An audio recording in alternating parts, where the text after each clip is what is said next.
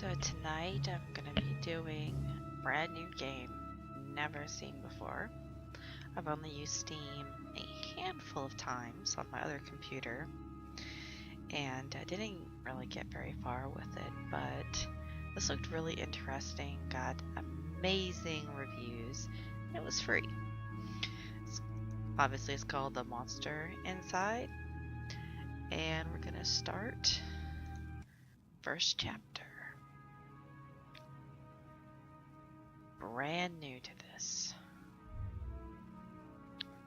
My head pounded, ears still ringing slightly.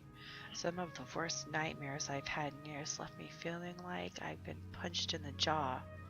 But just like any other day, I dragged myself to the office. Sounds like me. Ooh. There was another notice on the door from Mayor Veniti's office. Permits out of date. They didn't like me much and were trying to drown me in paperwork. Poor guy.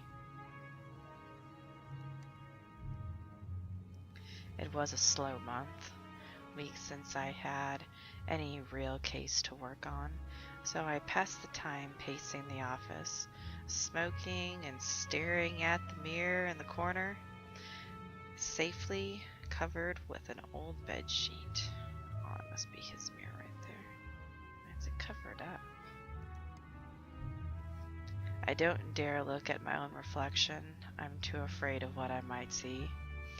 Afraid someday I might have to face what I really am. Are you a werewolf?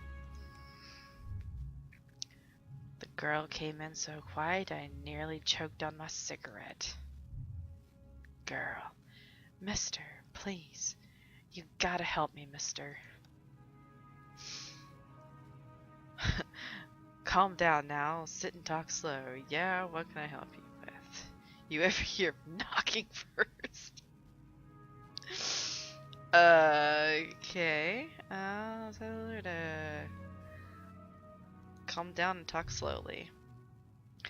Okay, thanks. It's just no one will listen to me. Just tell me your tale. I'm listening. She eyed me with just a dash of suspicion as I tossed back a hand full of pills and chased them with a swig of whiskey. I could tell this might take a while. Her name was Lily.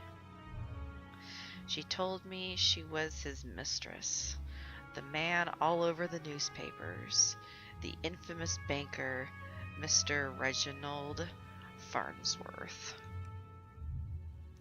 Mr. Farnsworth was a drunk, philandering bastard. But this girl seemed genuinely concerned that he had recently gone missing. Less concerned about the fact that Mr. Farnsworth's wife had just turned up dead in Central Park 2 nights ago. You don't understand. He just couldn't have done it. He hated his wife, but he couldn't have killed her. Everyone thinks it was him, and no one believes me. He's gotta be in trouble.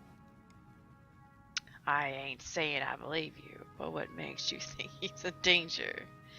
Case looks pretty simple to me. What makes her think he's in danger? Well, mister, Jack. You can just call me Jack. Jack?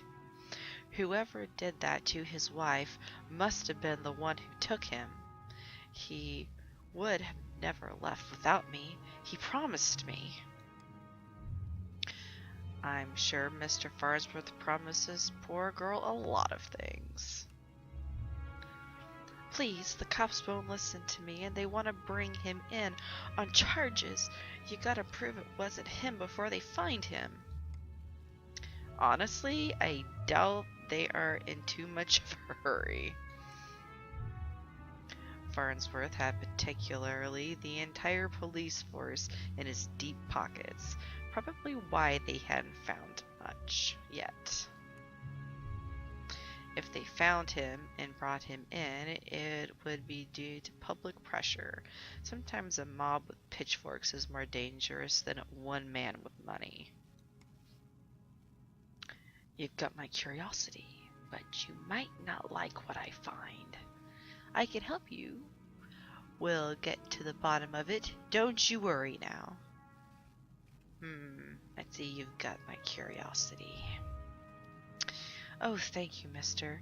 Jack. Thank you, but please, be careful. I don't think this was just any murderer or kidnapper.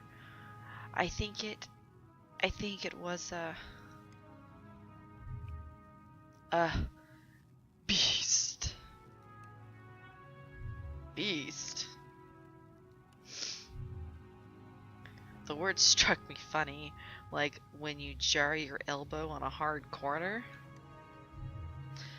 Not a word many use these days, except in hushed whispers and bedtime stories for children. Oh, they were real enough, all right. They just got better at hiding, controlling their unseemly urges, but I hadn't seen any monsters in nearly 15 years, back when I was still a cop myself. Well, that's definitely an interesting theory. I can help you. We'll get to the bottom of it. Don't you worry. Didn't he say that before? Leave the detective work to me. Let's not jump to conclusions here.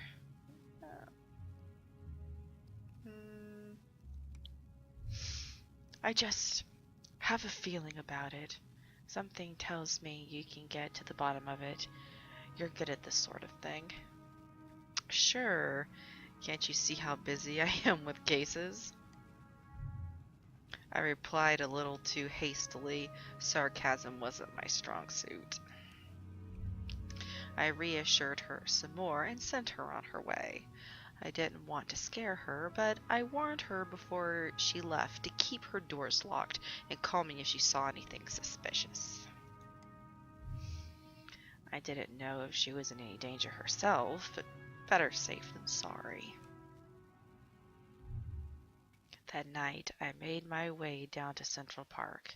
It was a long shot, but maybe there was something there the cops had missed. And that's the next chapter.